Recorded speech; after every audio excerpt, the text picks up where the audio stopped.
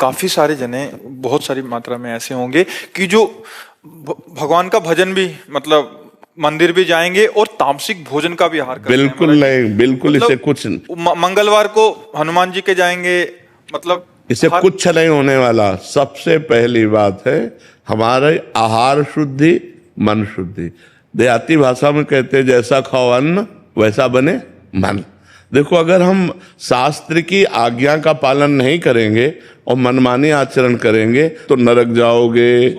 पहले आहार शुद्धि, मन शुद्धि। अगर जैसा खाओ अन्न वैसा बने मन। किसी भी प्राणी को दुख देना, हनुमान चालीसा का भी पाठ करते हैं। ये अपनी वासनाओं की, अपनी जिह्वा को थोड़ा रोको यार। शराब पीते हो, मांस खाते हो, अंडा खाते हो, इस तरह के व्यवहार करते हो और हनुमान जी और शंकर ये ऐसे प्रसन्न हो जाएंगे, ऐसे काम बन जाएगा? कुछ नहीं बन जाएगा। अवश्य में भोक्तव्यम कृतम कर्म शुभाशुभम। जो तुम कर्म करोगे तुम्हें भोगना पड़ेगा। चाहे मुर्गा हो चाहे बकरा हो, सब जीव अपने प्राण बचाना चाहते हैं। सब जीव, तुम उनको काट कर खाओगे वो भोगना पड़ेगा। राम जी के रूप में भगवान ने यदि बाली के चरण में बाण मारा तो भगवान श्री कृष्ण के चरण में व्याध के रूप में उसने बाण मारा। देखो ना, लीला देखो। भगवान ने अंतिम अपनी लीला जो श्री कृष्ण लीला है वो यहां संपन्न की कि भगवान के चरण में व्याध जो है बाण मार रहा है। अब आप विचार करो, जब वो सरकार समर्थ होते हुए भी अपने लीला का लीला दर्शन कराते हैं। श्रवण कुमार के वध का संयोग बन गया दशरथ जी के हाथ से, शब्द वेदी बाण मार दिया। तो देखो उनका जो कर्म था वो तड़प तड़प के अपने पुत्र भगवान राम के वियोग में प्राण त्यागना पड़ा कि नहीं पड़ा? भगवान उसको मिटा सकते थे लेकिन भगवान नहीं मिटाते। अवश्य में वो भोक्तव्यम गीता जी में कहा है। इसलिए हमारी प्रार्थना है कि तमोगुणी भोजन का त्याग करो, सात्विक भोजन और संयम से रहोगे तो तुम में जो बल आएगा वो एक महान पवित्र बल होगा। आज बल नहीं दिखाई देता, चेहरे में कांति नहीं है, विचार में पवित्रता नहीं है। ऐसा नहीं, हम पशु नहीं हैं, हम मर्यादा से चलने के लिए हैं।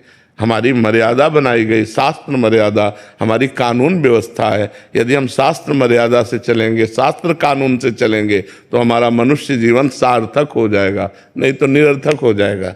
जैसे आजकल बच्चे कहते हैं हम स्वतंत्र हैं। नहीं, स्वतंत्रता नहीं। माता पिता की आज्ञा की परतंत्रता, शास्त्र की आज्ञा की परतंत्रता, गुरु की आज्ञा की परतंत्रता, कानून की परतंत्रता, अगर ये स्वीकार करोगे तो स्वतंत्र हो जाओगे। अगर मनमानी करोगे तो परतंत्र हो जाओगे। मनमानी स्वतंत्रता नहीं होती, मनमानी इंद्रियों की परतंत्रता होती। जो इंद्री कहती वही हम कहते हैं।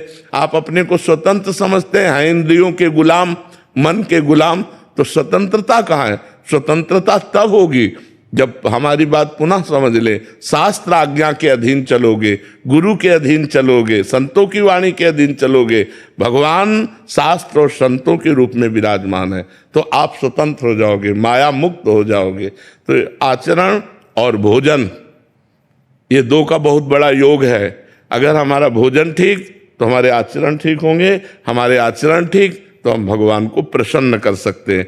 गंदा आचरण, अभी कल परसों ही एक प्रश्न आया था कि गांव देहात में महाराज जी क्या है कि छोटे छोटे देवी जी के मंदिर हैं और गांव में किसी के घर में बच्चा हो रहा है या शादी हो रही है तो महाराज जी बकरा लेके और फिर उसका वो करते हैं, बलि देते हैं। फिर महाराज जी फिर पूरे गांव वाले आते हैं, फिर पूरा मांस वो करते हैं। मंदिर भी जा रहे हैं महाराज जी, देवी की आराधना भी कर रहे हैं। ये सब ये भोजन, ये आसुरी वृत्ति है, इससे भगवत प्रसन्नता नहीं होती। हम सबको बताना चाहते हैं, जगदम्बा को जगत जननी कहते हो तो बकरे की भी माँ है, जगत जननी है ना। माँ अपने पुत्र की बलि से प्रसन्न कैसे हो सकती है? हमें तो नहीं समझ में आता। और जब वो जगत जननी है तो बकरे की भी माँ है, वो भैंसे की भी माँ है, वो गाय की भी माँ है। वो माँ जो जगत माता है वो अपने पुत्रों की बलि से प्रसन्न कैसे हो सकती है? अगर वो प्रसन्न होती तो तुम्हारा मंगल हो जाता। किसका मंगल हुआ बकरे की बलि चढ़ाकर? हमें बताओ। देवी अप्रसन्न हो जाएंगी अगर नहीं किया ऐसा, तो महाराज जी ये भी माने। अरे अगर वो अपने स्वरूप में आ जाए तो सबको चाट जाए उनको। वो तो महाकाली है, महाकाल स्वरूप भी है, तो वो दुष्टों का संहार करने के लिए रूप माता जी ने धारण किया, वो दुष्टों का खून पिया, जो संसार के पवित्र जीवन जीने वालों के लिए वो मृत्यु काल रूप थे, जैसे महिषासुर, शुम्भ निशुम्भ, रक्त बीज, माता जी ने इनका संहार किया। इन बकरी बकरों का थोड़ी संहार करने से माता जी प्रसन्न हो जाती है, ये तो मूर्खता है, कोरी मूर्खता है, कभी माता जी प्रसन्न नहीं होती। हमें लगता है कभी ऐसे कार्य नहीं करने चाहिए और ये सोचो कि माँ प्रसन्न हो जाएंगे, मुझे ऐसा नहीं लगता।